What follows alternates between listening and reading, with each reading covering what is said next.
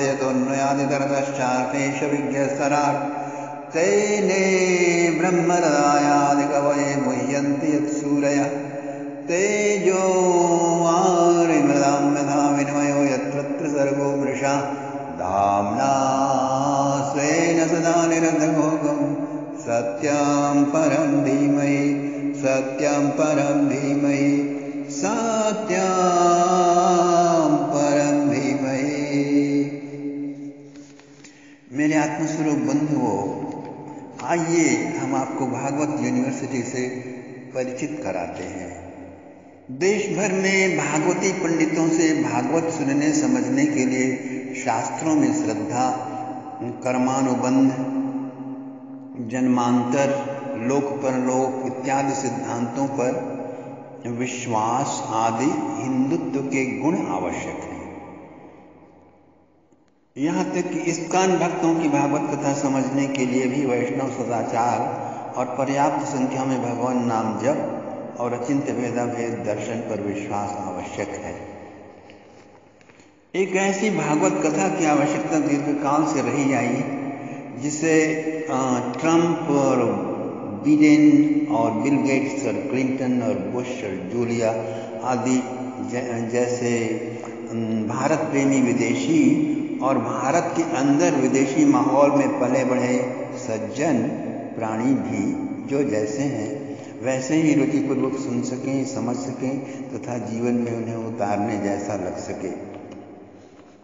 Bhagavat university Vrindavan एक ऐसी ही भागवत टीका लेकर आपके समक्ष उपस्थित है जिसका नाम श्री कृष्ण परिरम्भणामृत टीका रखा गया है। इसमें आध्यात्मिक रोमांस, सस्पेंस, रहस्यों के परत दर परत औपन्यासिक प्रणाली में प्रस्तुत है। परम ज्ञान की सप्तम भूमिका भी रोचक रूप में प्रस्तुत है। व्रज वृंदावन की अप्रगट तथा प्रकट लीलाओं का भी यथाशक्ति किंचित वर्णन उपलब्ध कराने का प्रयास किया गया है। इस यूनिवर्सिटी का दूसरा आयाम है कृष्ण मेडिटेशन केंद्र। जागृत और जिम्मेदार वैश्विक नागरिक बनने के लिए कृष्ण मेडिटेशन करें ताकि आपकी उपस्थिति से विकिरित स्पंदन प्राकृतिक प्रकोपों, राजनैतिक अराजकताओं, सामाजिक एवं निजी समस्याओं, दुखों का निवारण कर दे सके। ध्यान की गहराइयों में प्रवेश कर ब्रज वृंदावन, वहाँ के सतत वर्तमान दिव्य लीलाओं का अवतरण कृष्ण मेडिटेशन द्वारा संभव होता है। उस पर पूर्ण बौद्धिक जानकारी के लिए कृष्ण मेडिटेशन पुस्तक अमेज़न से मंगाइए या ई बुक के लिए हमें आदेश कीजिए। सीखने के लिए फॉर्म आवेदन कीजिए तथा उसे भर कर भेजिए। बंधुओं, तीसरा आयाम है हमारी यूनिवर्सिटी का, वो है वैदिक हिंदू पार्टी, वैश्विक हिंदू पार्टी। नासा ने संस्कृत को जैसे विश्व के सर्वाधिक समृद्ध कंप्यूटर के लिए सर्वथा उपयुक्त भाषा घोषित किया, वैसे ही अब वह हिंदू धर्म को विश्व के दीर्घायु, स्वास्थ्य, शांति एवं सुख समृद्धि के लिए श्रेष्ठतम जीवन पद्धति स्वीकार कर रहा है। अंतर्राष्ट्रीय स्तर पर हिंदू धर्म के पालन से जितनी अधिक आंतरिक शांति का घनत्व बढ़ेगा, उतने शीघ्र, उतने ही मात्रा में लाखों लोगों को हर वर्ष मृत्यु का कहर बरपाने वाले आंधी, तूफान, बाढ़, टोर्नेडो, असह्य गर्मी, असह्य शीत, महामारी, दंगे, जिहादियों तथा कम्युनिस्ट स्टाइल आतंकी खुराफातों से मुक्ति मिलेगी।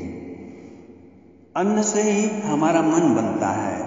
सन 1947 से 2021 तक नेहरू से लेकर मोदी तक देश भर में खाद्य पदार्थों में कैंसर, नपुंसकता, स्मृति भ्रंश वर्धक, रिफाइंड तेल तथा विषाक्त पदार्थों के मिश्रण के साथ हिंसापूर्ण अंडे, चर्बी, मछली, पशु अंगों का मिश्रण भयावह रूप ले चुका है। वर्तमान अच्छी भली मोदी सरकार की गौ हत्या बंदी के प्रति लापरवाही, उनके गौ मांस निर्यात से आय के लोभ के कारण देश भर में हो रहे नृशंस गौ हत्याओं के कारण धर्म प्रधान कृषि प्रधान जनता को कैंसर, अल्जाइमर कारक, ऑटिज्म वर्धक, जर्सी साल्स्टीन क्रॉस ब्रीड, A1 गायों का दूध और रिफाइंड तेल, चर्बी वाला, हड्डियों के चूरे वाला घी खाकर धर्म भ्रष्ट होना पड़ रहा है और बहुत सी बीमारियों से ग्रस्त होना पड़ रहा है। विषाक्त केमिकल वाली यूरिया से, कीटनाशक स्प्रे से देश की धरती बंजर और विषाक्त धड़ल्ले से होती जा रही है। उससे जो अन्न उत्पाद हो रहा है वह सत्वहीन, स्वादहीन, लगभग विटामिन रहित होता है। कुंभ मेले में एक युवा सन्यासी से मैंने पूछा, आप संत क्यों बन गए? झूठ कहूँ या सच? उन्होंने पूछा। मैंने कहा, सच ही कहो, झूठ का क्या काम? उन्होंने कहा, मैंने बहुत चाहा कोई सुंदर सी लड़की मिल जाए तो शादी करके जिंदगी बसाऊं, पर दुर्भाग्यवश पूरे भारत में और विदेशों में भी एक भी सुंदर युवती के दर्शन मुझे नहीं हुए। आश्चर्य से उन्हें देखते हुए मैंने पूछा, और ये जो मिस यूनिवर्स या फिल्मों में इतनी सारी नायिकाएं हैं, सो सब क्या है? तो उन्होंने कहा, मुझे तो सब ग्रोटेस्कली अगली कुरूपा ही लगती हैं। सो कैसे? वे बोले, मुझे तो उनके चेहरों में स्वार्थ, शरारत, घमंड और वेस्टर्नाइज्ड ग्लैमरस लाइफ के लिए असीम प्यास से भरी कुटिलता और कुरूपता ही नजर आती है। और रहा सहा कसर, यूरिया शोषित विटामिन रहित अन्न और मोनसेंटो जीएमओ फूड पूरा कर देता है। ऑर्गेनिक फूड यानी जैविक अन्न ऑलमोस्ट अनअफोर्डेबल प्राय होता है भारत में। नेहरू से मोदी पर इन सभी सरकारें वैदिक कृषि कला के प्रति अंधी बहरी ही रही आई हैं। तो एक ही ऑप्शन मेरे लिए बच रहा, वह था संन्यास लेना। सो मैंने ले लिया। उसके बाद भी जो बची कुछ सुंदरता होती है, उसका चाय, कॉफी, गुटखा, ड्रग, शराब की आदतें दिवाला निकाल देती हैं। वैश्विक हिंदू पार्टी सत्ता में आते ही भारत भूमि तथा खाद्य पदार्थों की गुणवत्ता के विकास पर जोर लगाएगी। हम देशव्यापी बुद्धि विपर्य और कुरूपता का निवारण करने वाले खाद्य पदार्थों की स्वच्छता, शुद्धता, सात्विकता, रसपूर्णता को वापस लाएंगे, जिसे 70 सालों से पूर्व के सभी सरकारों ने उपेक्षित किए रखा है। यूएनओ यानी यूनाइटेड नेशंस ऑर्गेनाइजेशन और ह्यूमन राइट्स ऑर्गेनाइजेशन और Amnesty International, world health organization और WTO और FMCG और जुडिशियरी सिस्टम केवल ईसाई, मुस्लिमों और कम्युनिस्टों को ही मानव मानते हैं।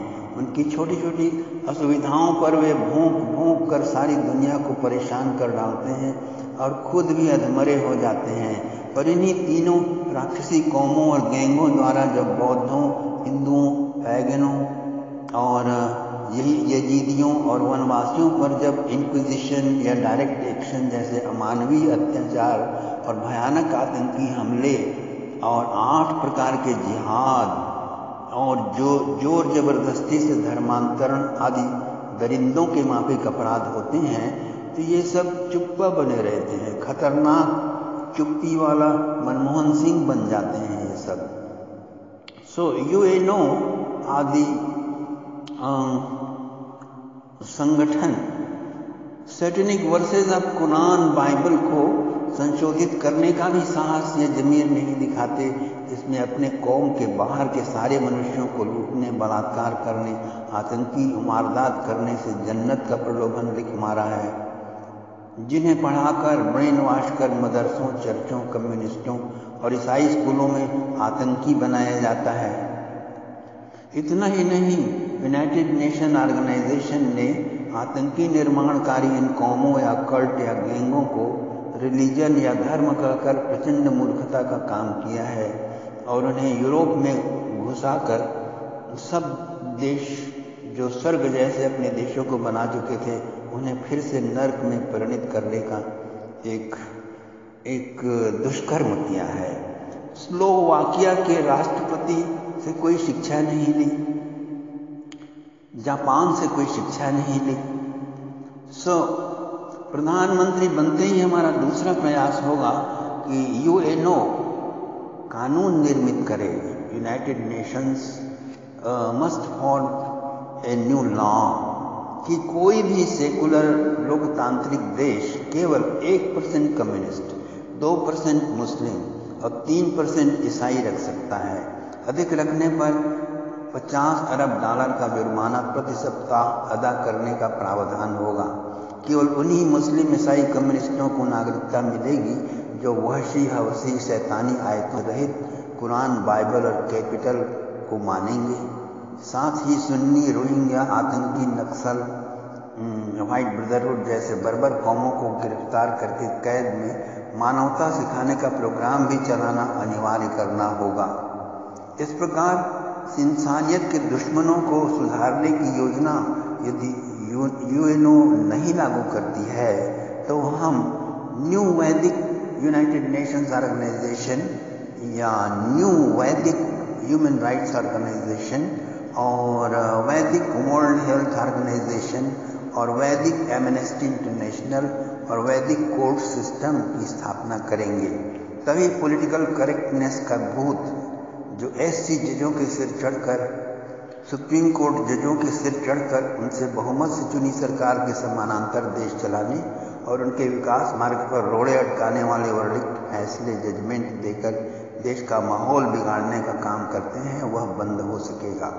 इन्हीं सब कारणों से हमें वैश्विक हिंदू पार्टी की स्थापना करनी है। आप सब इसमें हमारा सहयोग करें। ईसाई मिशनरियों का निर्धन हिंदुओं का धन प्रलोभन से डरा करके, दगा करके ईसाई बनाने का षड्यंत्र तो बहुत पुराना है। नया ताजा षड्यंत्र यह है कि हिंदू कथावाचक या धर्म गुरुओं के मुंह से कुरान, बाइबल जिसमें 700 शैतानी आयतें आतंकी वारदातों को करने का आदेश है, उनकी प्रशंसा करवाना। और दूसरा षड्यंत्र यह है कि मुस्लिम या सेकुलर फिल्म निर्माताओं, एक्टर, एक्ट्रेसेस हिंदुओं के धर्म और देश के विरुद्ध फिल्में बनवाना उन सब से। इन दोनों घोटालों में या षड्यंत्रों में रामकृष्ण मिशन भी पूरी तरह फंस गया है। सच्चा सौदा का राम रहीम, सहज योग की निर्मला माता, कबीरपंथी रामलाल और ये मुरारी बापू और चीतरलेखा और शिरडी साईं वाले आदि मुख्य हैं। फिल्म जिहाद में दुष्ट सैफ अली का तांडव, आमिर खां आया और सलमा खां के सब फिल्म जनता को बेवकूफ़ बनाकर धार्मिक आघात कर उल्लू सीधा करने के तरीके हैं, जिसमें भारत को मुल्ला देश बनाया जा सके। जिससे आज 2021 में भारत अपनी ऐतिहासिक समृद्ध संस्कृति, अथाह ज्ञान, योग, वेदांत, सुसज्जित अध्यात्म के साथ संपूर्ण आधुनिक मानवता का मार्गदर्शन करने की योग्यता रखता है, विश्व गुरु बनने की योग्यता वाला है। पर उसके लिए हर एक भारतवासी को प्रचंड आत्मविश्वास के साथ अपनी हिंदू पहचान में वैदिक पूर्वजों के विरासत में गर्व का, शालीनता का समावेश करना होगा, क्योंकि विश्व के अन्य किसी भी देश, धर्म, संस्कृति, सभ्यता में न तो इतनी गहराई है और न बहुआयामता जो विश्व नेतृत्व के लिए अनिवार्य योग्यता है। यह सब पूर्ण रूपेण हिंदुत्व में ही सन्निहित है। अतएव आपसे निवेदन है, हर चुनाव में आप उस नॉन हिंदू नेता को अपना बहुमूल्य वोट दें जिसकी विचारधारा कम हिंदू द्रोही हो। जैसे मुस्लिम, ईसाई, पारसी में सिर्फ पारसी को चुने, ईसाई, वामपंथी, नास्तिक में सिर्फ नास्तिक को चुने। दूसरा, हर मुस्लिम, ईसाई, हिंदू, सेकुलर में हमेशा शुद्ध हिंदू को ही चुने। तीसरा, दो हिंदुओं में उस हिंदू को चुनो जो जुनूनी हिंदू हो, जज्बाती भगवत भक्त हो, जो हिंदुत्व पहचान का चिन्ह जैसे चंदन, कलावा, शिखा सूत्र ओपनली धारण करता हो और तदनुरूप आचरण भी करता हो।